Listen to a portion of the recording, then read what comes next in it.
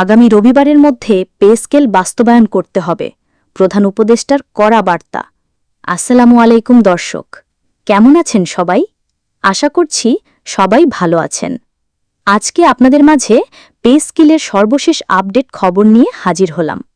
তো দর্শক, pay scale নিয়ে কি আপডেট দেওয়া হয়েছে সবকিছু কিন্তু জানতে পারবেন এই ভিডিওতে।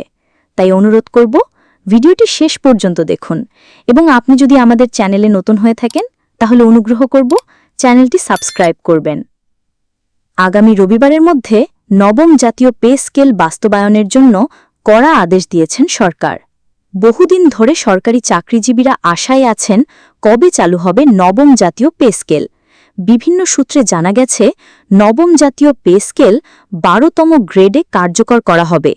আগের অষ্টম জাতীয় পে স্কেল ছিল একটি বৈষম্য ও দুর্নীতিতে ভরা পে স্কেল।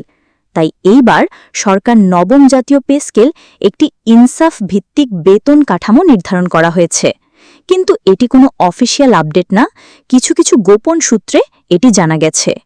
আমাদের বাংলাদেশে প্রায় ১৫ লক্ষ সরকারি চাকরিজীবী কর্মকর্তা ও কর্মচারী আছে। এই বিশাল অঙ্কের চাকরিজীবীদের ভাগ্য শুধু পে কমিশনের উপর নির্ভর করে আছে। যদি পে স্কেল ১২টি গ্রেডে নবম জাতীয় পে স্কেল বাস্তবায়ন করতে হয় তাহলে আমাদের সকলকে পে কমিশনের নজরে আসতে হবে।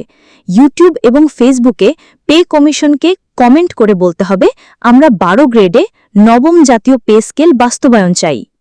পে কমিশনের চেয়ারম্যান সাবেক অর্থ সচিব জাকির আহমেদ খান বলেছেন, আমরা নবম জাতীয় পে স্কেল কার্যকর করতে প্রতিজ্ঞবদ্ধ। আমরা আমাদের শেষ পর্যন্ত চেষ্টা করে যাব পে স্কেল বাস্তবায়ন করতে।